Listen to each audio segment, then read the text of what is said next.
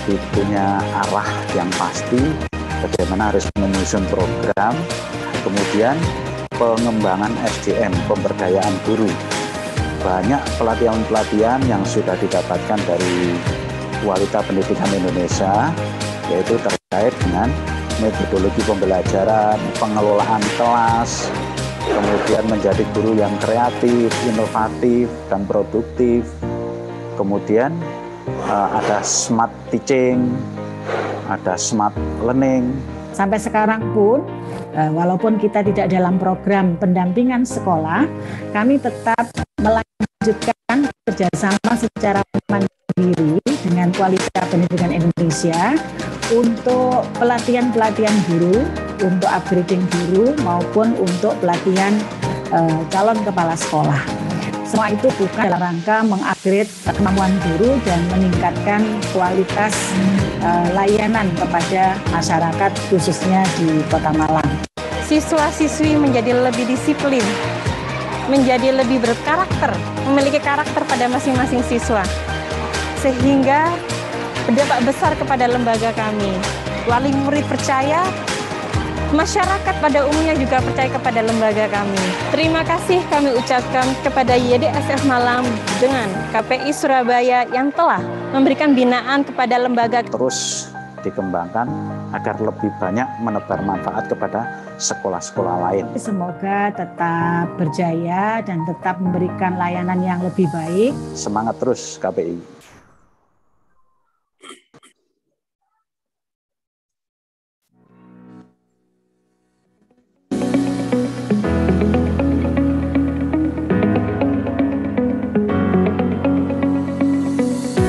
Assalamualaikum warahmatullahi wabarakatuh. Saya Ratna Arumsari dari SMP Islam Hidayatullah Semarang. Sungguh luar biasa, sebuah keberkahan dan juga sebuah kebanggaan kami bisa bergabung bersama dengan KPI dalam kegiatan School Leadership Program.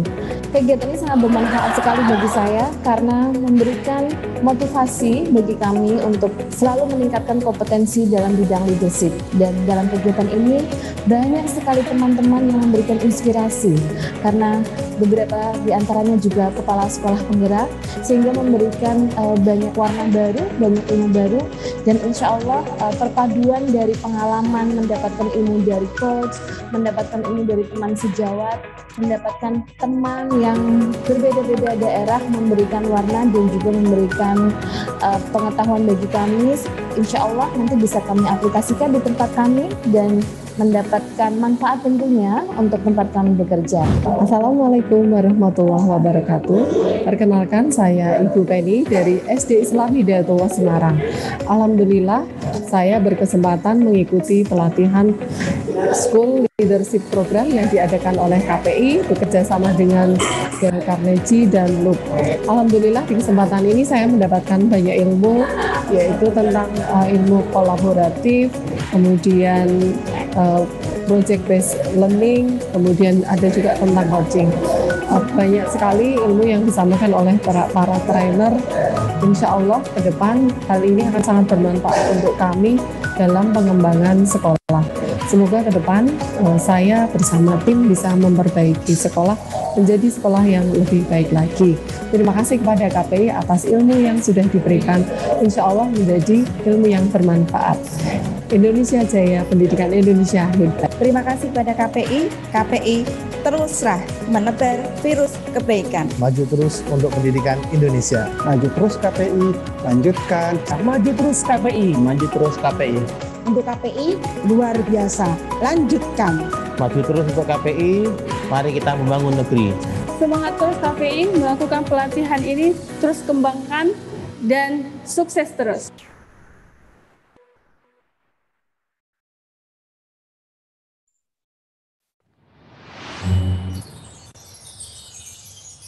Baik, Assalamualaikum warahmatullahi wabarakatuh.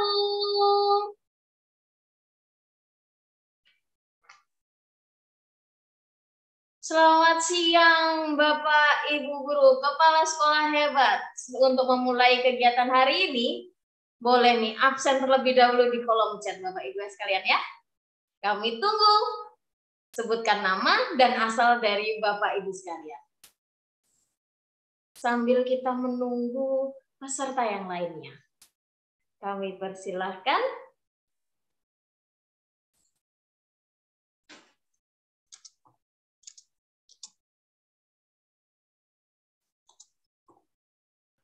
Oke, ini ada Pak Rusli dari SMK Informatika Pesat hadir. Ini Pesat ini dari mana ini Pak Rusli? Ada Ibu Mukhlisa dari Surabaya, alhamdulillah masih tetangga ya. Ada Pak Hadi dari SMA Hang Tua 5 Sidoarjo. Ada Pak Rusli dari Kota Bogor. Salam untuk keluarga di rumah Pak Rusli. Ada Bapak Muhammad Nasir dari SDIT Al Insan Pinrang Sulsel. Ada Pak Arif Santoso, Learning Consultant dari Sidoarjo. Assalamualaikum Pak Arif, bagaimana kabarnya hari ini? Masya Allah. Selanjutnya ada Ibu Sri Hartati dari SDIT Al Hikmah Kanigoro Blitar. Surabaya sudah, Sidoarjo sudah, Bogor sudah, Pinrang sudah, Blitar sekarang. Sekarang mana lagi? Dari ada Pak Suparno dari SD Negeri 2 Bedik Kulon Ponorogo. Alhamdulillah Ponorogo juga sudah ada. Sekarang ada Ibu Fitri Fatmawati dari SD Putra Indonesia Surabaya. Oke, salam kenal Ibu Fitri. Ada Bapak Yosef dari Pak Yosef MP Winanto SMP YPPK Santa Paulus Kepri Mapi, Papua. Masya Allah. Salam untuk teman-teman yang ada di Papua. Sehat-sehat selalu, Bapak Ibu sekalian.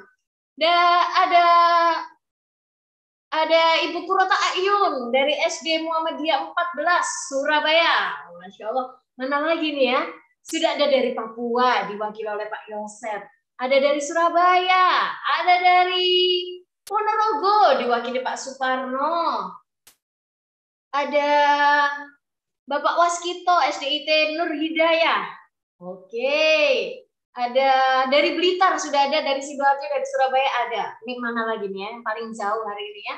Ini yang paling jauh masih Pak Yosef ini.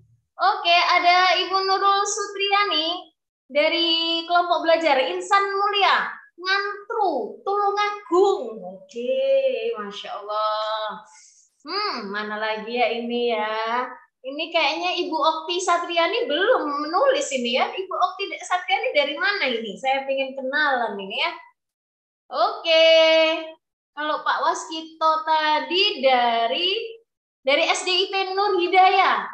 Bapak Nur Hidayahnya di mana ini Pak? Kotanya Pak. Bisa ditambahkan, dituliskan nih. Surakarta Ibu. Purwakarta. Surakarta.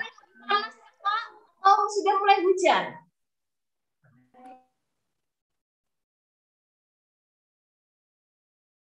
Oke, baik. Selanjutnya ada Ibu Nursi. Bapak Nursi ini kayaknya. Karena namanya Nursi Sahroni dari TK Aba. Aba itu biasanya singkatannya Aisyah Bustanul Atfal 03 Purworejo, Kendal, Jateng. Oke. Ada Ibu Okti Satriani dari Kabupaten Karimun. Oke, terima kasih. Ada Bapak Mujiarto, MI Muhammadiyah, Salam Rejo, Trenggalek. Ada dari Ibu Namja Limonu, dari SMP IT Ar-Rahmah Makassar. Salam untuk keluarga di Makassar. Ada lagi Ibu Okti Satriani dari SDIT Darul Mukmin. Ada Ibu Listio Wati dari TK Mutiara Biru Cermeng, Gresik. Oke, masih tetangga ya kalau Gresik ya. Oh, Surakarta, bukan Purwakarta. Oke, mohon maaf. Terima kasih Pak Arif sudah mengingatkan. Agak-agak susah ya, soalnya beda P sama S ya. Aduh, ada Pak Rasid dari MA Swasta Nurul Asmi Medan. Dari Ibu Najma tadi dari SMP IT Ar-Rahmah Makassar. Ada Pingi SDIT Ar-Rahmah Pacitan. Masya Allah, hari ini yang bergabung baru kita buka 6 menit, tapi yang bergabung sudah 51 orang. Dan hari ini berdasarkan data yang ada di tim itu yang mendaftar kurang lebih 800 orang. Mulai dari guru, mulai dari kepala sekolah, mulai dari yayasan. Tapi biasanya yang akan bergabung di tengah-tengah atau di awal-awal itu baru maksimalnya. Jadi kalau awalnya masih 50 ini sudah luar biasa sekali. Oke. Baiklah, sepertinya saya harus melihat-lihat lagi ya. Saya mau nyapa siapa? Oh, ada Ibu Nur Safitri dari MAI Christopri. Assalamualaikum. Kita baru ketemu. Coach. Waalaikumsalam. Kita baru ketemu 2 minggu yang lalu ya, Ibu ya. Iya, Coach. Gimana kabarnya, Coach? Alhamdulillah, tetap sehat. Bagaimana? Oleh-olehnya sudah dibagi semuanya? Alhamdulillah. Sudah kedapatan semua keripik bekicotnya. Alhamdulillah. Luar biasa ya. Kapan ditunggu lagi ya di Surabayanya ya Ustazah ya? Iya, siap. Terima kasih sudah hadir hari ini. Salam untuk keluarga di rumah. Terima kasih. Saya mau menyapa lagi. Ada Pak Dasril dari SD Negeri 2. Percontohan Kota Bukit Tinggi. Ini penggemarnya EduTime ya. Luar biasa. Salam untuk keluarga Pak Dasril. Selanjutnya ada Ibu Nurainiah dari TK Dinar Nasya, Bondowoso, Jawa Timur. Terima kasih. Ada lagi nggak ya? Bondowoso sudah, Bukit Tinggi sudah, Pacitan sudah, Makassar sudah, Medan sudah, Papua sudah. Mana lagi tadi ya? Blitar sudah, Sidoarjo, Gresik, Surabaya sudah semuanya. Mana yang belum ya? Dari Pontianak ada nggak ya? Dari Pontianak? Oh ya, dari Purwakarta juga sudah ada. Pontianak ada nggak ya? Pontianak. Trenggalek sudah, oke. Karimun sudah. Kendal sudah. Tulungagung juga sudah. Masya Allah, dari ujung Sabang sampai Merauke, alhamdulillah hari ini sudah bergabung. Biasanya kalau kita bergabung, itu malam hari. Sekarang khusus di bulan Ramadan, kita bertemunya di siang hari. Oke, semoga tidak ada yang ketiduran ya. Karena siang-siang gini paling asik nih kalau tidur. Tapi kalau dilihat dari layar, kayaknya ini semuanya ada di sekolah semuanya. Oke. Ada lagi nih yang masuk. Ada Pak Saiful dari SGS 02 Bangun Jaya. Selamat siang Pak Saiful. Oke. Sepertinya kita sudah siap nih ya. Bawa berjamaah. Oke. Di kata Pak ini di Papua sudah jam 3 sore. Duh, semoga belum waktunya pulang ke rumah ya Pak Yosef ya. Jadi sabar-sabar dulu, kita sampai nanti 2:30, berarti 2:30, 4:30. Jadi sabar-sabar dulu, tenang-tenang dulu. Kita mencari ilmu bersama di sini ya. Kita berbagi ilmu. Oh ya, mengingatkan kembali Bapak Ibu sekalian, selama berlangsungnya acara kita pada siang hari ini, kami harapkan Bapak Ibu sekalian, jikalau ada pertanyaan, silahkan tuliskan di kolom chat. Jadi kalau ada pertanyaan di tengah-tengah pembicara kita, nanti atau narasumber kita menyampaikan materinya, boleh bertanya, tapi melalui kolom chat. Nah, ini supaya nggak lupa ya, jadi nanti di saat sesi tanya-jawab, saya langsung memilih dari kolom chat yang ada. Oke, saya mau cek dulu ini. Apakah narasumber kita hari ini sudah siap? Saya akan mencari-cari terlebih dahulu. Oke, sepertinya sudah terlihat. Assalamualaikum Pak Yanto. Waalaikumsalam warahmatullahi wabarakatuh. Gimana kabarnya Mbak Intan? Alhamdulillah. Pak Yanto lagi di sekolah kah ini? Iya, di sekolah karena sudah pembelajaran tatap muka 100% di Kota Malang. Alhamdulillah. Oke, berarti sudah aman ya. Corona berarti akan segera begitu ya. Oke Pak Yanto.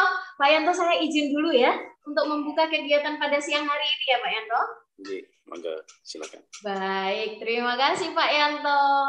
Assalamualaikum warahmatullahi wabarakatuh. Selamat siang Bapak Ibu Kepala Sekolah hebat dimanapun Anda berada. Hari ini, hari spesial, ini adalah sesi pertama kita di bulan Ramadan bertemu dengan ini baru EduTime yang dipersembahkan oleh Kualitas Pendidikan Indonesia. Ini baru EduTime terdiri dari 3 serial. Yang pertama adalah serial Jurus Sang Guru, di mana ini khusus untuk para Bapak Ibu guru hebat yang akan dilaksanakan setiap hari apa ya? Bukan setiap ya, khusus bulan Ramadan ini dilaksanakan pada tanggal 5 dan juga tanggal 19 April. Sedangkan serial yang kedua yaitu serial khusus untuk kepala sekolah, yaitu dengan tajuk Kepala Sekolah Zaman Now, akan dilaksanakan pada tanggal 7 dan juga tanggal 21. Sedangkan serial yang ketiga yaitu Bincang Yayasan akan dilaksanakan pada tanggal 9 dan juga tanggal 23 April 2022. Untuk jamnya, untuk serial Sang Guru dilaksanakan setiap jam 1 siang atau 13.00 sampai dengan 14.30. Untuk serial Kepala Sekolah Zaman Now juga dilaksanakan pada jam 13.00 sampai dengan 14.30. Sedangkan untuk yayasan, kali ini yang biasanya berbeda jamnya dari Jurusan Guru dan dari Kepsek Zaman Now, kali ini khusus di bulan ini dilaksanakan sama, yaitu pada jam 13 sampai dengan 14.30. Nah, jangan lewatkan kesempatan ini ya Bapak Ibu Kepala Sekolah hebat, ikutkan timnya, ikutkan Bapak Ibu guru ke serial-serialnya, karena ini free alias gratis, tidak dipungut biaya. Tapi ada syaratnya. Syaratnya adalah kita siap untuk belajar dan berkolaborasi bersama dengan Kualitas Pendidikan Indonesia dan Kuanta Prima Indonesia. Oke, hari ini untuk EduTime pada sesi kali ini di tajuk Kepsek Zaman Now, kita akan membahas atau kita akan berdiskusi terkait menciptakan sekolah idaman yang diminati. Nah, kalau kita berbicara tentang sekolah idaman, saya ingin tahu nih, sekolah idaman yang ada di benak Bapak Ibu Kepala Sekolah hebat ini, sekolah idaman itu sekolah yang seperti apa sih? Silakan tuliskan di kolom chat. Jadi sekolah idaman di benak Bapak Ibu sekalian tuh sekolah yang seperti apa sih? Nah, silakan tuliskan di kolom chat. Saya tunggu nih, saya akan bacakan insya Allah ya satu-satu ya. Pokoknya pesertanya tidak menulis sampai 1000 gitu ya, bisa habis nanti waktunya. Oke, yang pertama sesuai standar dan memiliki nilai plus. Oke, dari Pak Muhammad Nasir. Selanjutnya sekolah idaman seperti apa sih yang ada di benak Bapak Ibu sekalian nih? Bisa dituliskan di kolom chat. Seperti apa ya kira-kira ya? Kalau saya sekolah idaman itu, kalau saya jadi kepala sekolah, maka idaman saya adalah yang siswanya banyak. Ya, itu yang paling penting ya. Oke, disukai banyak orang. Oke, terima kasih Pak Suparno. Selanjutnya Pak Rashid. Sekolah idaman bagi saya. Nah, ini masih potong nih. Selanjutnya, sekolah yang tercapai visi dan misinya. Sip. Pak Ibu Mufisa, sekolah terakreditasi unggul, guru-gurunya berkompeten, siswanya berprestasi. Wah, sini sip ini.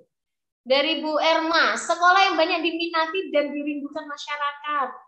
Oke, selanjutnya sekolah yang bermutu dan dibutuhkan banyak orang. Sip. Ini ada, namanya Zoom-nya ini lebah jantan ini ya. Tuh. Siapa ya? Saya penasaran nih. Sekolah yang dapat membuat siswa semangat untuk berangkat sekolah dan berat untuk pulang ke rumah. Ini paling idaman banget ini ya. Oke, siap.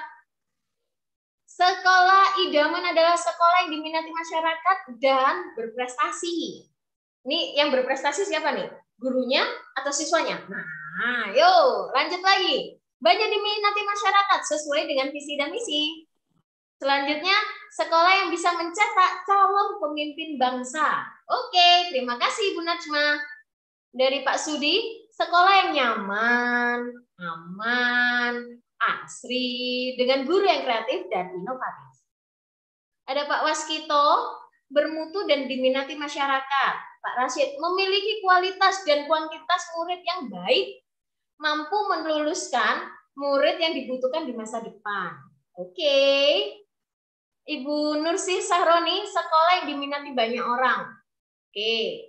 Sekolah yang bisa membawa siswa memiliki kemampuan yang baik dan akhlak yang baik sesuai visi dan misi. Sekolah idaman, sekolah yang unggul dan religius. Oke. Sekolah yang pelayanannya mantap. Oke. Ibu Cebeng dari Bojonegoro, sekolah yang membuat orang tua nyaman dan puas. Oke. Sekolah yang outputnya bagus. Oke, Ibu Lulu, terima kasih. Oke, sekolah yang menyenangkan, banyak prestasi. Oke, rata-rata hampir sama. Sekolah yang memberikan keleluasan untuk siswa mengembangkan potensi-potensi mereka. Nah, pada siang hari ini nih, kita akan membahas terkait menciptakan sekolah idaman yang diminati. Kita akan membahasnya dengan Bapak Suyanto SPD MKPD. Siapakah beliau? Sebelum kenalan dengan beliau, saya punya tampilan sebuah video yang akan mengenalkan Bapak Ibu sekalian dengan beliaunya. Silahkan, berikut adalah videonya. Malang adalah kota yang terletak di Provinsi Jawa Timur, Indonesia.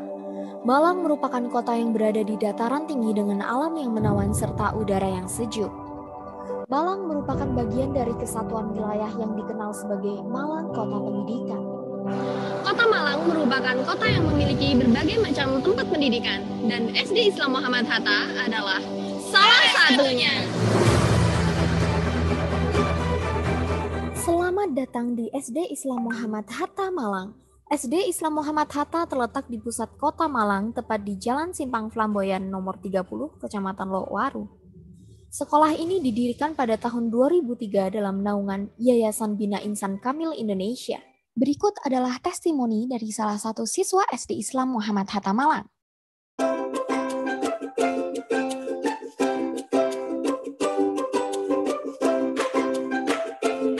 Assalamualaikum warahmatullahi wabarakatuh.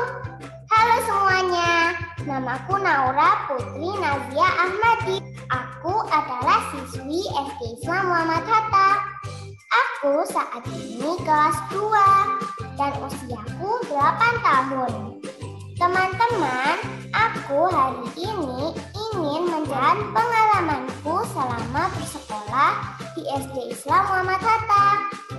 Aku merasa senang sekali bersekolah di SD Islam Muhammad Hatta karena di sini sangat menyenangkan. Guru-gurunya baik, ramah, dan kreatif. Selain itu, fasilitas di sekolah ini juga banyak yang mendukung selama proses pembelajaran, sehingga aku merasa nyaman belajar di sini. Yuk ikuti aku akan tunjukkan apa saja fasilitas di sekolah ini yang membuat tambah semangat untuk belajar di sini. Ada masjid yang besar dan nyaman untuk beribadah. Di sini kami diajarkan untuk sholat duha dan sholat wajib berjamaah tepat waktu. Kebun IPA yang banyak tanaman mendukung proses pembelajaran. Perpustakaannya tersedia berbagai macam buku, cerita, dan ensiklopedia membuat memperoleh pengetahuan yang lebih. Di sekolahku juga ada kolam renang yang biasanya bisa digunakan untuk pembelajaran dan ekstrakurikuler. Kolamnya selalu bersih dan nyaman, membuatku nyaman untuk mengikuti pembelajaran. Dan ini kelasku. Tiap kelas sudah dilengkapi dengan perangkat audio visual sehingga meningkatkan pengetahuan kami apabila kami kurang paham dengan penjelasan guru.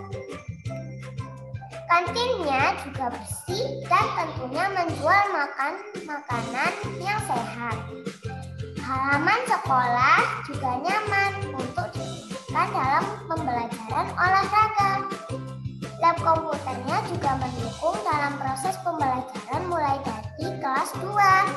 Kami sudah diajarkan muatan lokal teknik, informasi, dan komunikasi agar nantinya kami siap untuk mengikuti pembelajaran di abad ke-21.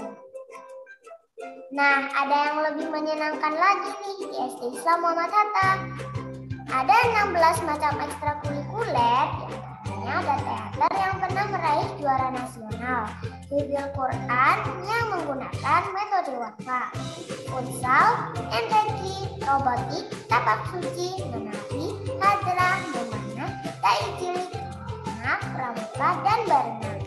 Nah, bagus sekali kan sekolahku? Aku senang sekali sekolah di sini. Semoga nanti kita bisa bertemu, bermain, dan belajar di SD Islam Muhammad Hatta. Aku tunggu loh kedatanganmu di sini. Bye. Wassalamualaikum warahmatullahi wabarakatuh. Baik, itu tadi sekelumit perkenalan dari Bapak Suyanto, narasumber kita pada hari ini ya. Saya akan menambahkan, Bapak Suyanto nama lengkapnya adalah Suyanto SPD MKPD. Beliau lahir di Jombang 28 Agustus 1968.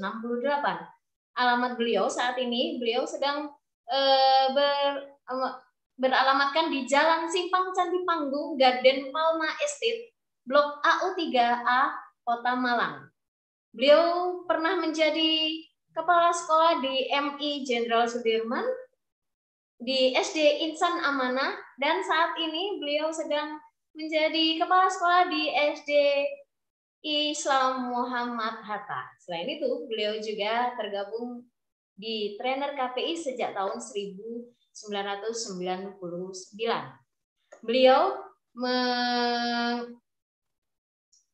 Beliau berkuliah di S1 tahun 1995 di Universitas UM Malang dan S2-nya juga di UM Malang. Oke, kayaknya saya sudah agak-agak belibet ya hari ini ya. Artinya saya harus meminta bantuan nih untuk bertemu langsung dengan pembicara kita pada siang hari ini. Baik, Assalamualaikum Pak Suyanto. Waalaikumsalam warahmatullahi wabarakatuh. Bagaimana kabarnya Mbak Intan? Alhamdulillah, saya agak-agak derdek ini memperkenalkan Pak Yanto ini ya. Saya kalau manggil Pak Yanto ya. Oke, Pak Yanto hari ini sudah siap untuk berbagi dengan Insya Allah siap. Dari seluruh Indonesia yang sekarang sudah ada 108. Oke, bertambah lagi 109 Pak Yanto. Sudah siap? Monggo silakan Pak Yanto, waktu dan tempat kami persilahkan. Baik, bismillahirrahmanirrahim. Assalamualaikum warahmatullahi wabarakatuh. Salam sejahtera bagi kita semuanya. Ibu dan Bapak sekalian, para peserta acara pada siang hari ini, tentu patut kita bersyukur kehadirat Allah Subhanahu wa taala, di mana kita diberikan kesempatan untuk senantiasa belajar, dan belajar. Belajar itu tidak akan pernah ada habisnya, karena perkembangan menuntut kita sendiri juga harus beradaptasi. Sehingga apapun yang kita lakukan, maka semuanya ingin mencapai tujuan yang sudah kita tetapkan. Baik Ibu dan Bapak sekalian, karena waktunya pendek, saya izin share screen dulu.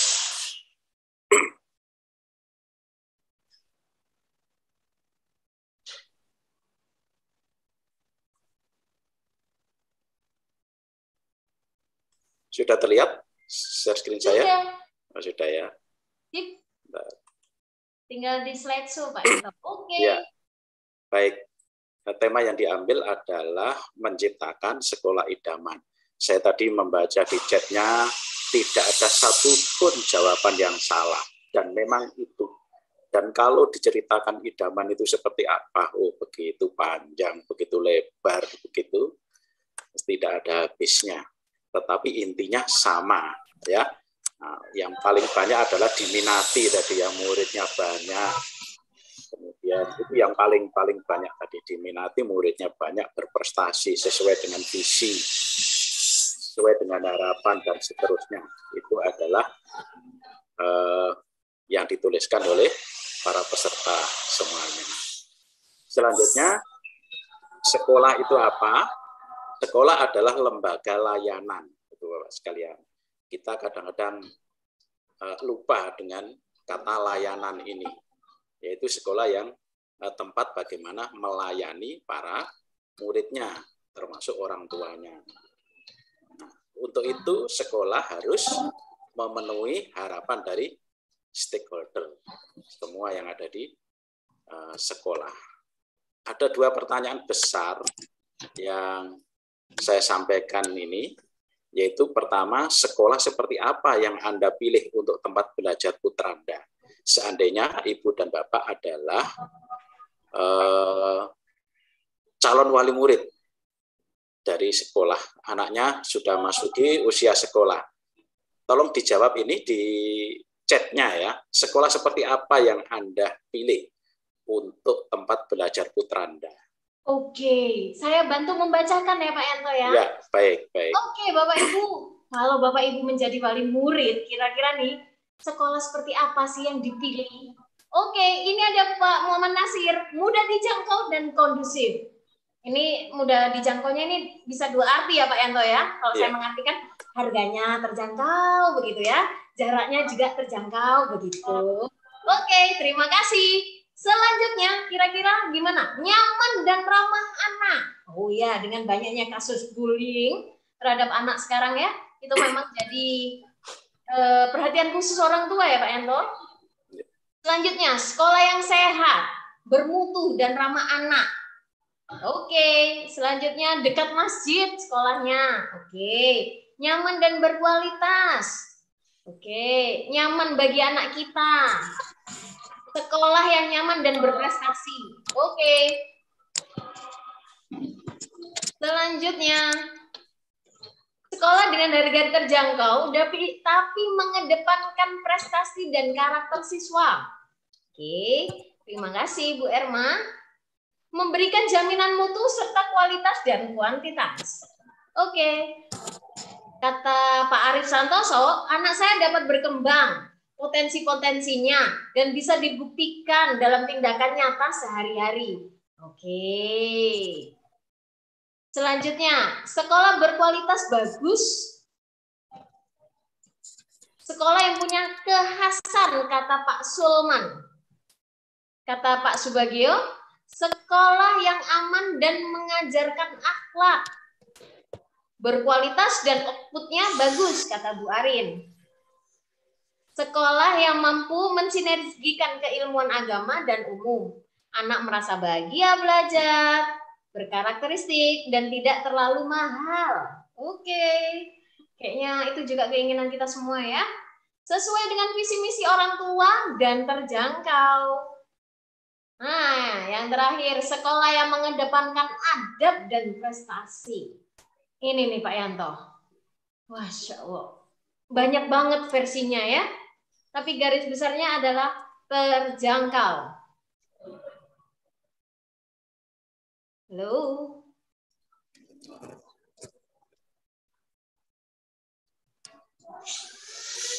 Untuk pertanyaan yang kedua.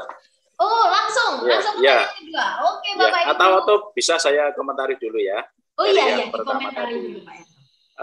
Ibu dan Bapak sekalian, bagus sekali. Saya terenyuh seandainya saya adalah pemilik yayasan atau saya akan mendirikan sekolah, maka suara-suara yang disampaikan tadi akan saya kelola, akan saya jadikan sebuah mimpi yang akan diwujudkan dalam perilaku yang ingin diharapkan oleh orang tua tadi itu.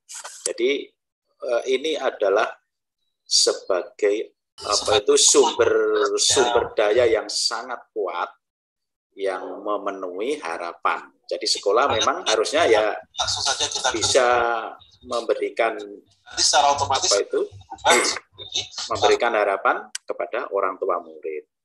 Nah, jadi saya sekali lagi saya terenyuh, saya tergerak hati saya ketika tadi harapan-harapan itu seandainya bisa diwujudkan oleh sekolah dan sudah menyentuh bahwa sekolah ini pasti akan diminati nanti. Begitu, walaupun harus dibuat semacam skala prioritas, mana yang mampu kita lakukan, mana yang didahulukan, atau mana yang ditunda mewujudkannya.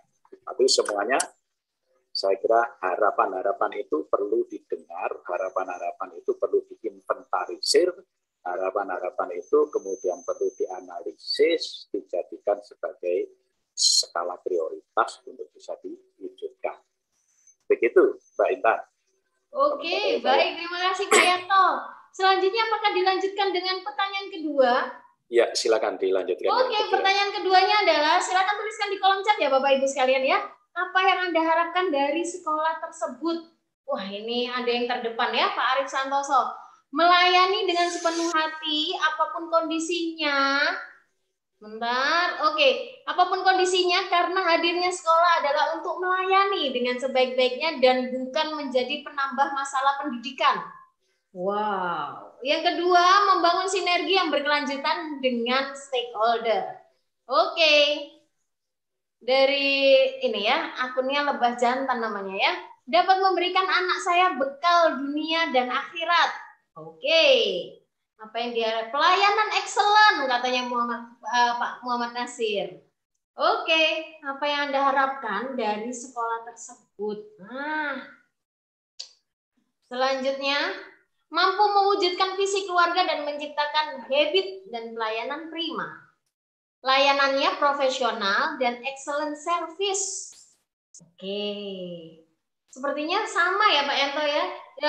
Jawabannya hampir keseluruhan mengatakan bahwa layanannya harus layanan yang excellent service, begitu Pak Yanto? Ya. Oke. Saya ingin anak saya bisa menjadi orang hebat sesuai dengan kompetensi atau skill yang dimiliki. Kata Pak Suparno, mengembangkan potensi anak semaksimal. Dan kata Bu Erma, harapan untuk sekolah tersebut adalah selalu ada sinergisitas antara wali murid dengan sekolah. Oke, Insya Allah luar biasa ini ya. Gimana Pak Yanto? Ya, bagus juga ya. Ternyata ya ini karena pesertanya guru, karena peserta di samping guru juga menjadi wali murid ya. Tentu ada harapan dan guru berfungsi dua, sebagai wali murid dan sebagai guru, sehingga setidaknya apa yang diharapkan tadi bisa diwujudkan di sekolah terkait dengan layanan. Kalau yang nomor satu itu berorientasi pada fisik, letak geografis. Kalau yang kedua adalah apa yang diharapkan dari sekolah, yaitu layanannya. Baik. Bagus sekali ya, layanan yang excellent, yang profesional, kemudian menjadi anak yang mandiri, berpotensi dan berakhlak mulia.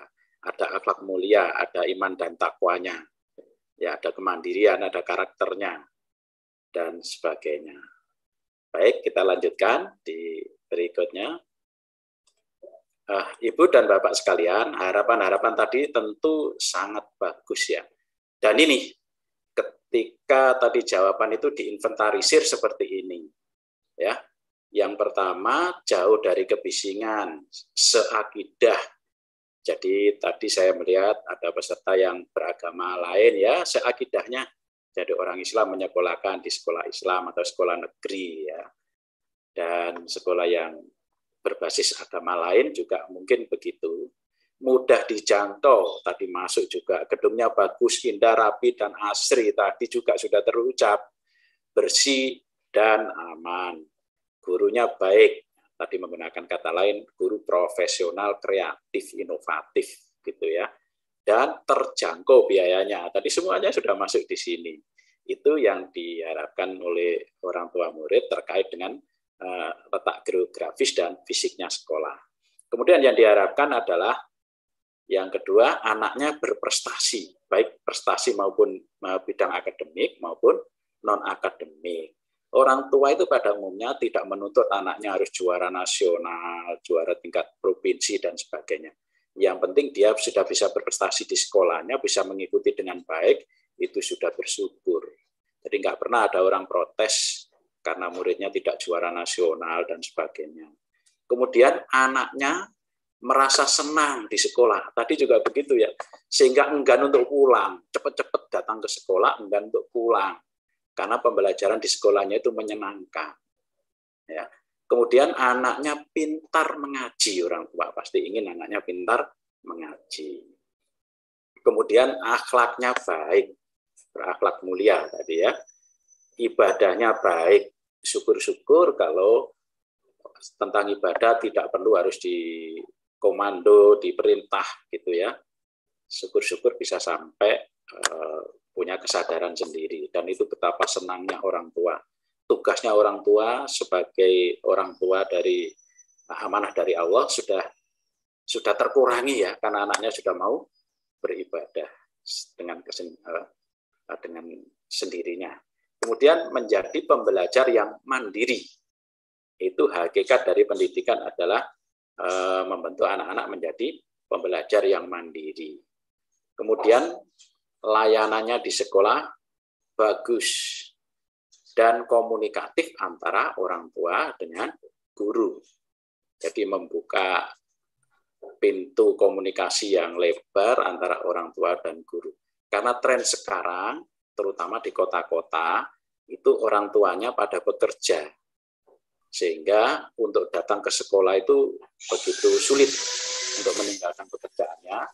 Namun komunikasi kita, karena eranya sudah seperti ini, bisa kita layani melalui online begitu. Itu. Kemudian layanan yang bersifat dari layanan yang dilakukan oleh sekolah ini adalah saya sebut bahwa murid atau anak adalah spionase dari wali muridnya, mata-mata begitu ya dari wali muridnya. Apapun yang terjadi di kelas, potret apapun yang terjadi di kelas nanti pastinya akan sampai ke rumah. Ya, nah, tentu saja ada potret baik, potret yang tidak baik. Kalau potret baiknya ini saya contohkan, guruku lucu, guruku sabar, guruku menyenangkan, guruku pintar, enak kalau mengajar, kelasku rapi, bersih, temanku baik dan suka menolong, tidak ada bullying, tidak ada anak yang bertengkar sehingga sampai menyebabkan pertengkaran fisik. Dan itu apa terjadi? Apa yang terjadi? Jika terjadi, sebaliknya dari sini. Ada anak lapor ke orang tuanya, "Mah, kasihan tadi mah, Itama, tadi ditampar buku sama gurunya. Sama Pak Guru, sama Bu Guru." Coba bayangkan kalau terjadi seperti itu. "Kasihan temanku tadi dibentak mah, gara-gara dia tidak mengerjakan PR." Dan seterusnya. Kemudian gurunya ketika mengajar tidak jelas, memaksakan kehendaknya, tidak mengikuti anak-anak, kemudian akhirnya menyebabkan anak-anak tidak suka. Ya, jadi semua hal baik yang penting harus diingat oleh guru-gurunya adalah bahwa murid adalah spionase dari orang tua. Apapun potret yang terjadi di kelas nanti akan sampai ke rumah. Oleh karena itu harus kita sadari bahwa kalau itu adalah video-video adalah video yang positif, video yang memberikan motivasi kepada anak-anak untuk bisa belajar. Itu layanan terhadap muridnya. Kemudian yang kedua adalah layanan terhadap orang tua siswa. Yang pertama, memanage komplain sehingga cepat diberikan perbaikan. Jadi memanage komplain itu penting, merupakan hal yang penting sebagai bentuk dari layanan sekolah. ketika ada komplain, dan jika komplainnya itu adalah sesuatu yang bisa diambil tindakan cepat, maka sesegera mungkin komplainnya itu untuk dipenuhi, sehingga nanti ketika orang tua datang lagi ke sekolah sudah tidak terjadi komplain tentang apapun, tentang pembelajaran, tentang layanan keuangan, kemudian tentang tingkah laku anak-anaknya dan sebagainya, itu cepat. Jadi saya pernah juga ini menegur kepada tata usaha saya di sekolah, karena ada wali murid yang komplain nama anaknya itu ada yang salah di raportnya. Di rapor ada yang salah. Jadi ejaannya ada yang salah. Kemudian sudah lapor ke TU. Itu di semester 1. Kemudian semester 2, begitu rapor diterimakan, kok masih tetap. Maka orang tua murid itu menemui saya, dan saya sampaikan, apa sebelumnya sudah disampaikan Ibu? Oh sudah, sampaikan ke siapa? Ke TU. Maka saya pun menegur ke TU. Saat itu juga orang tua murid, saya minta untuk menunggu sebentar. Akan dibetulkan oleh TU tentang raportnya. Diprintkan raport semester 1 sekaligus semester 2 dengan nama yang sudah tepat sesuai dengan yang dikomplainkan tadi. Seharusnya seperti itu. Ya, namun memang perlu kontrol ya. Ada petugas-petugas yang sebenarnya sudah diberikan kewenangan, diberikan untuk didelegasikan, tapi masih ada yang agak teledor. Nah, ini yang penting juga. Jadi jangan sampai orang tua murid memberikan komplain namun tidak ada tanggapan dari sekolah. Nih, kemudian penyambutan kedatangan siswa. Ketika penerimaan siswa baru ini sering saya katakan, anak-anak disambut oleh guru-guru, oleh tenaga satpam yang ramah. Tenaga satpam saya itu muridnya 500, hampir semuanya hafal. Begitu anak dijemput itu langsung pemanggilan keras, kepala sekolahnya kalah ya. Jadi luar biasa tenaga satpam kami. Dibukakan pintu mobilnya, kemudian diantar sampai pintu gerbang dan disambut oleh guru-gurunya dengan ramah, dan setiap menyambut selalu ada doa dari gurunya. Semoga kalian nanti menjadi pemimpin yang hebat, anakku saya. Semoga kalian nanti menjadi anak yang soleh, anak yang solihah, dan seterusnya. Itu kita sampaikan kepada orang tua murid pada saat observasi orang tua murid. Kemudian SDM yang ramah dan sangat menghargai. Jadi semua lini yang ada di sekolah, tenaga kebersihan, satpam, semuanya harus punya sikap yang ramah terhadap tamu-tamunya. Kemudian mendengarkan keluhan dan segera memberikan solusi. Keluhan ini banyak, Ibu dan Bapak sekalian, apalagi saat pandemi. Itu keluhan yang bayar SPP, keluhan yang kekerasan dalam rumah tangga, dan terjadinya banyak hal. Itu perlu kita dengarkan, untuk kita catat, dan kita komunikasikan dengan para wali kelasnya jika itu keluhannya kepada kepala sekolah. Kemudian layanan keuangan yang nyaman. Nah, ada wali murid yang tidak sempat datang ke sekolah, kita bisa melayaninya dengan ditransfer dan sebagainya. Kemudian penjemputan yang tertib dan aman. Nah, guru-guru di kelas harus mematuhi peraturan yang ada di sekolah, jam pulang. Jadi tidak boleh ada yang sampai molor, karena orang tuanya segera juga menjemput, dan kebetulan jalan di depan sekolah ini tidak terlalu luas, tidak terlalu lebar, sehingga harus segera dijemput dan cepat-cepat bisa ketemu dengan anaknya. Itu untuk sesi yang satu ini, Mbak Intan, yang saya sampaikan. Oke, luar biasa. Mungkin Bapak Ibu sekalian ada yang mau ditanyakan, bisa langsung ke kolom chat, akan kita bacakan ya Bapak Ibu sekalian ya. kita akan diskusi bersama. Begitu ya, Pak ya, Yanto? Betul. Pak Yanto, ini tadi kan kita berbicara tentang sekolah idaman ya. Tapi kalau di sekolahnya Pak Yanto, apakah sudah menerapkan ini semua, Pak Yanto? Ya, apa yang saya sampaikan ini adalah praktek real. Jadi bukan berteori, bukan mengambil dari teori, tapi apa yang kita lakukan. Setelah saya pertama kali diangkat menjadi kepala sekolah itu tahun 2011. Itu muridnya 96. Tapi ya karena saya punya banyak pengalaman dengan KPI ya, tadi mulai tahun 1999 sudah bergabung dengan KPI, ilmu-ilmu itu kita terapkan. Alhamdulillah sekarang sudah 500, jadi 500% ya naiknya, itu 5 kali lipat naik muridnya. Dan itu menjadi sebuah kebanggaan bagi sekolah untuk bisa memberikan layanan yang lebih baik. Dan yang kami sampaikan ini adalah praktik nyata. Jadi ya ini yang kita lakukan. Dan semboyan di sekolah kami adalah pendidikan dimulai dari masjid. Oke. Gitu ya.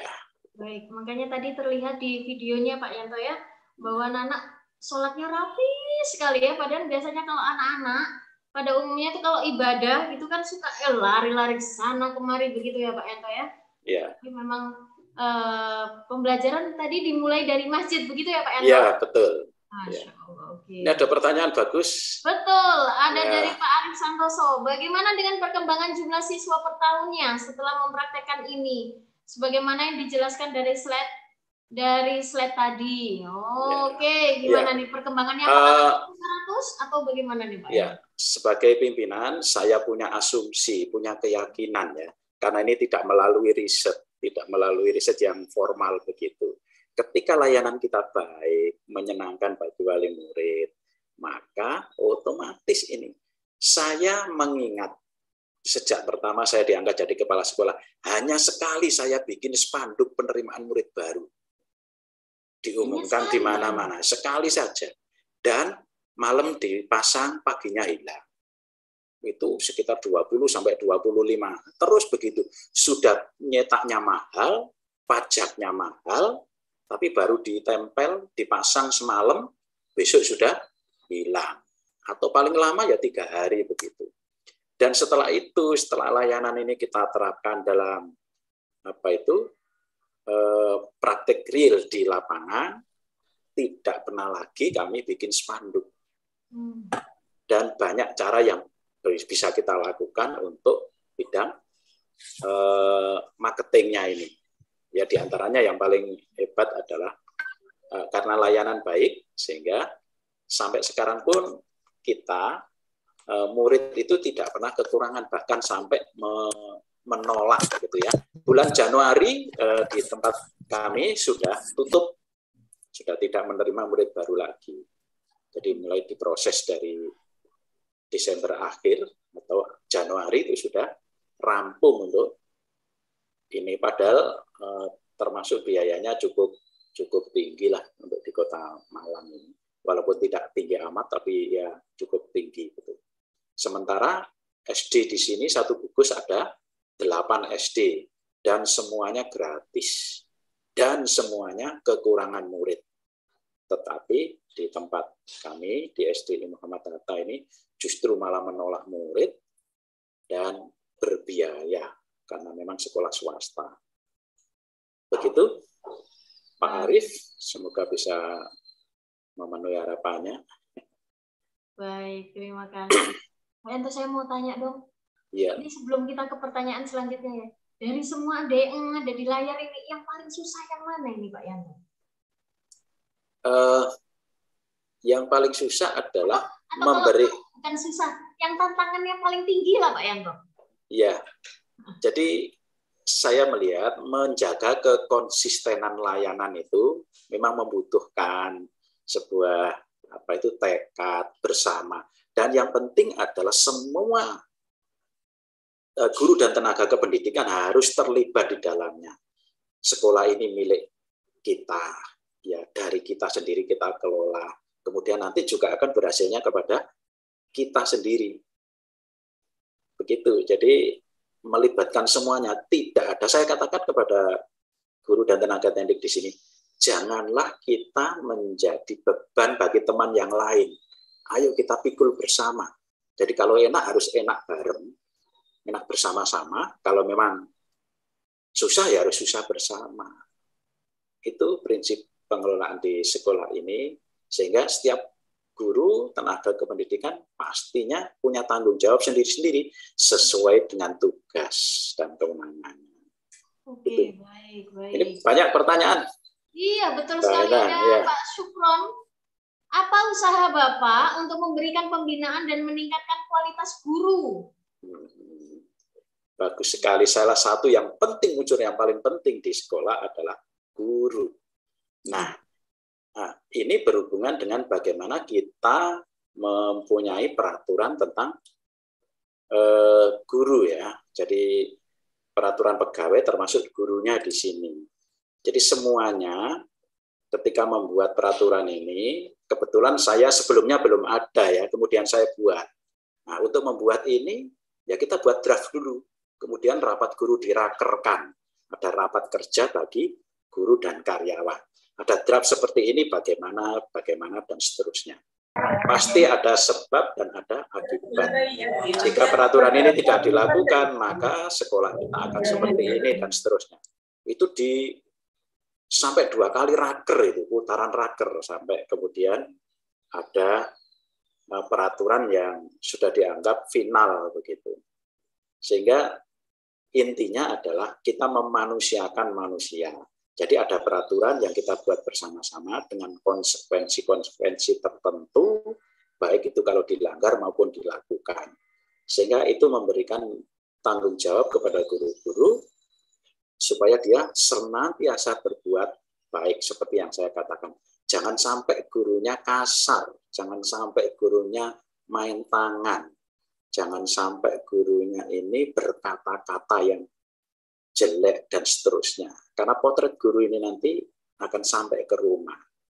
Itu sebagai bentuk tanggung jawab kepada orang tua. Tetapi tanggung jawab pribadi guru terhadap anak yang dididik itu juga harus dikedepankan. Artinya kita baik bukan karena dilihat oleh orang tua, sampai ke orang tua, tapi memang sudah tugas kita bahwa mengajar itu adalah tugas mulia yang harus dilakukan dengan sepenuh hati. Begitu. Oke. Selanjutnya, izin bertanya, apa yang dapat membuat siswa betah di sekolah? Biasanya anak melihat dari mana? Menurut pengalaman Bapak, bagus sekolahnya, kualitas pembelajarannya, atau dari segi kegiatan ekstrakurikulernya? Ya. Ini semacam 2 sisi mata uang ya. Jadi semuanya memang harus sinergi, baik kegiatan di sekolah maupun di ekstrakurikulernya. Intinya hanya satu, buat anak-anak menjadi senang. Bagaimana anak-anak bisa senang? Pembelajaran oleh gurunya menggunakan media.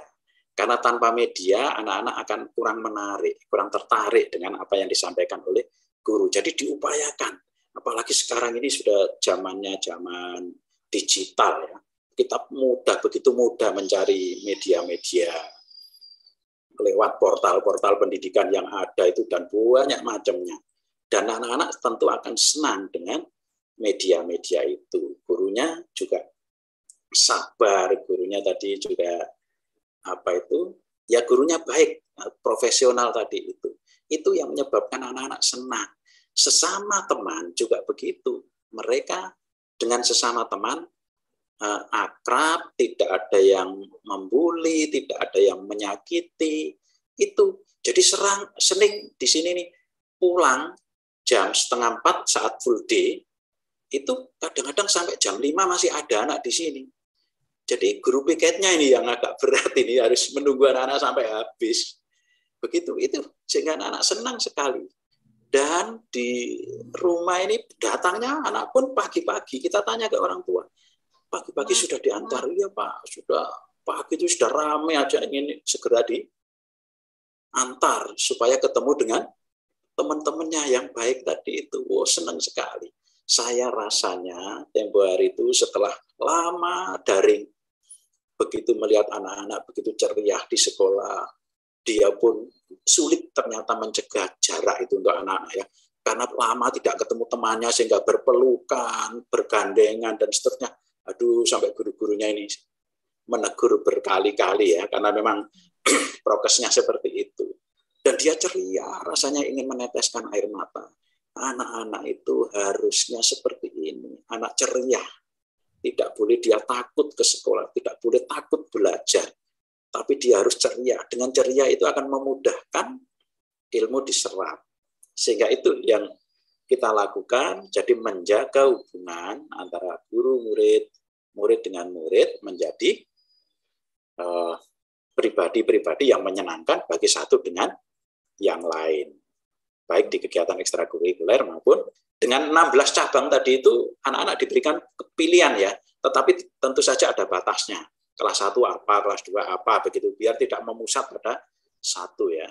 Termasuk di kolam renang tadi itu, yang ingin renang ya kita siapkan untuk renang. Mungkin itu jawaban dari saya. Ya Pak Yanto, ini ada pertanyaan lagi dari Pak Suryanto. Pak Suryanto bertanya pada Pak Suyanto ya. Saya melihat dari sisi biaya sekolah dan kesejahteraan guru, bagaimana penerapannya di SDI? Baik, ini bertanya tentang dapur ini ya. Tapi tidak apa-apa karena kita memang di sini sekali lagi apa yang kami lakukan adalah apa yang real ada, yang saya sampaikan seperti ini. Untuk kesejahteraan, nah karena guru-guru ini sudah bertugas dengan sedemikian, maka ya sekarang ini menurut saya kurang layak kalau guru-guru kemudian diberi imbalan yang di bawah UMK, ya minimal UMK lah, begitu. Dan alhamdulillah dengan layanan seperti ini, guru kerasan di sekolah sebenarnya yang menyebabkan guru kerasan tidak hanya dengan salary-nya tadi itu, tetapi juga dengan iklim kerja yang sehat, yang saling mendukung, begitu. Sehingga guru-guru ini saya tawari silakan guru-guru ikut P3K.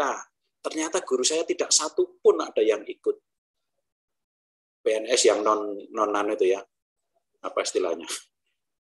Yang PNS tapi tidak PNS penuh. Ternyata tidak satu pun guru saya tertarik. Banyak sekolah yang bertanya kepada saya, di sekolah Pak Yanto ada berapa guru yang lolos P3K? Ya saya bingung juga, ini guru saya kok nggak ada yang ikut ya, gitu.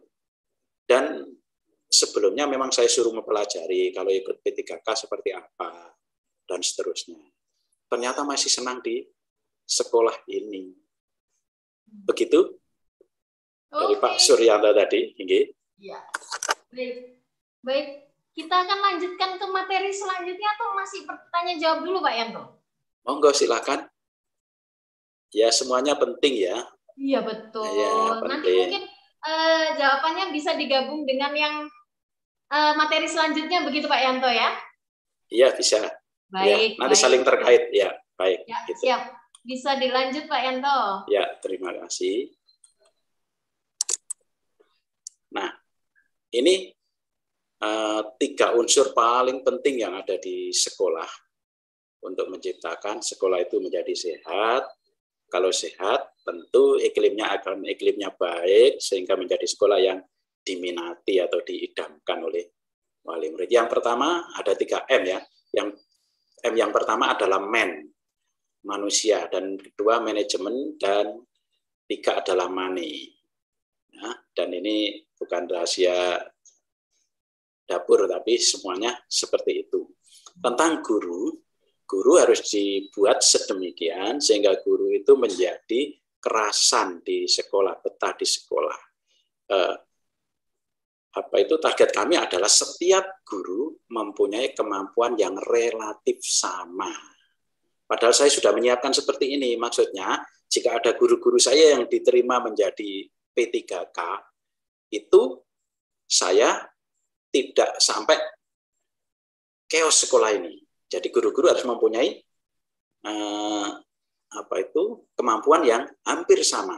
Oleh karena itu guru-guru yang dalam supervisi ada kelemahan-kelemahan tertentu, ada yang perlu diperbaiki, maka kita minta guru ini untuk memodel kepada teman-temannya yang lain yang sudah bagus. Sehingga itu tadi, supaya kemampuannya relatif sama. Dan guru wajib menyenangkan bagi siswa. Guru, saya tidak mau dengar ada wali murid yang komplain kepada saya bahwa guru itu kata-katanya nggak bagus. Guru itu kalau mengajar tidak jelas. Guru itu tergesa-gesa, hanya kejar materi. Tidak melihat apakah anak ini menguasai atau tidak. Itu dari segi guru. Jadi sudah ada. Di tempat kami, karena ada sekolah berbasis agama ya. Jadi saya ada target pada guru-guru saya, ada SOP bahwa bagaimana memulai pembelajaran, bagaimana di kegiatan inti dan bagaimana menutup pembelajaran yang kita sesuaikan dengan ya kekhasan sekolah ini. Demikian juga untuk tenaga pendidik yang lain ya. Dia ada tenaga TO, kebersihan dan keamanan. Di tenaga kebersihan juga kita beri lembar checklist ya, apa saja yang dilakukan dalam 1 bulan ini. Mereka nanti melihat tidak ada saya katakan di tenaga kebersihan tidak ada kamar mandi yang bau, tidak ada halaman yang kotor dan seterusnya. Semuanya kita ajak bicara, kita ajak diskusi, dan kebetulan sih sekolah ini awalnya hanya muridnya 96 ya. Orang-orang yang lama pasti akan merasakan perkembangan ini, termasuk kesejahteraan guru. Ya, termasuk semua kesejahteraan pada tenaga kependidikan. Kemudian siswanya tadi itu tidak ada siswa yang berkelahi. Kalaupun ada tengkar-tengkar mulut, kemudian segera kita tabayunkan, segera kita selesaikan dengan cara-cara kami di sini, sehingga tidak ada merasa disalahkan, tidak ada yang merasa benar, dan tidak ada yang merasa salah. Karena semuanya itu berawal dari sebab dan akibat. Sehingga disadarkan di situ anak-anak untuk bagaimana menyelesaikan ketika ada konflik atau ada masalah. Itu dari segi mennya. Kemudian manajemen di sekolah, karena manajemen ini merupakan aturan main. Jadi gurunya senang, tenaga pendidiknya senang, kemudian siswanya senang, itu karena memang ada manajemen yang mengatur. Sehingga ini adalah ibarat komputer itu ini prosesornya gitu ya. Melibatkan semua sumber daya yang ada ketika membuat membuat peraturan yang tentu saja sudah ditimbang antara yang berat atau mampu dilakukan atau tidak mampu dilakukan, sehingga menjadi suatu kesepakatan. Kemudian sekolah merupakan aman bagi semuanya, bagi guru juga begitu.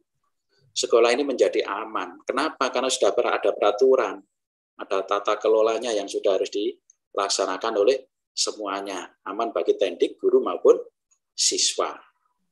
Kemudian saling bisa menerima kelemahan. Banyak yang tidak bisa menerima kelemahan, akibatnya terjadi bullying. Baik itu antar guru, tendik maupun siswa. Sehingga kita harus bisa menerima kelemahan orang lain, kemudian untuk dibantu sehingga kelemahan itu menjadi semakin sedikit dan tertutupi oleh kelebihan teman-teman yang lain. Dan yang saya singgung tadi, kesejahteraan. Nah, kesejahteraan ini juga harus diperhatikan ya, supaya guru juga nyaman. Ya, beberapa hal yang menyebabkan guru nyaman adalah jelas, aturan mainnya jelas, jadi guru tidak menunggu-nunggu, guru tidak bertanya-tanya, karena aturannya jelas.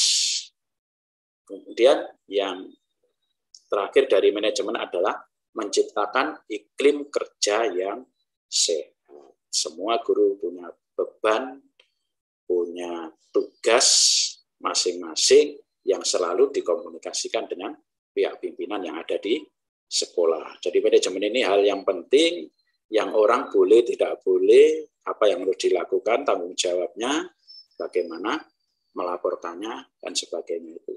Kemudian disiplin menggunakan peraturan atau atribut yang ada di sekolah. Kemudian yang ketiga adalah money.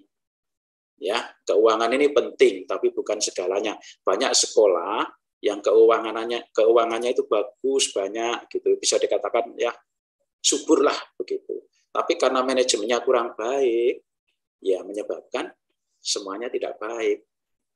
Itu berarti harus bisa memanage dari sumber keuangan juga. Sumber pendapatannya sudah jelas. Kalau di sekolah tempat kami bekerja ini satu-satunya hanya dari SPP, karena yayasan tidak punya usaha lain.